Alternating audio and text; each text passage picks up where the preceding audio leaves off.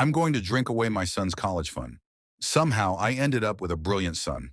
I always joked about getting a paternity test since he was way too smart to be mine. Maybe that's part of the reason why his mother, my ex-wife, left when he was 12. She remarried a couple of years later, and so did I. Everything was fine as long as I kept my focus on my son. I set up a government-backed college fund for him, but told him he didn't have to use it if he didn't want to.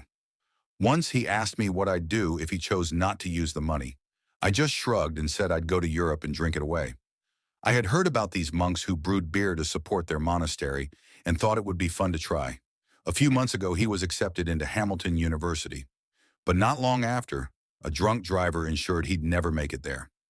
I didn't give the college fund a second thought until my ex approached me after the funeral. She knew about the money and asked if her new stepson could have it instead. I paused for a moment, then said no. I told her there were a few bottles of beer waiting for me in some monastery in Europe, and I had made a promise to our son that I intended to keep.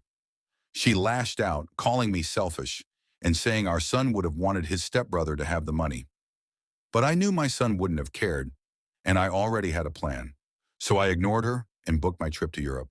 Turns out, monk beer is pretty amazing. I just wish my son was there to enjoy it with me.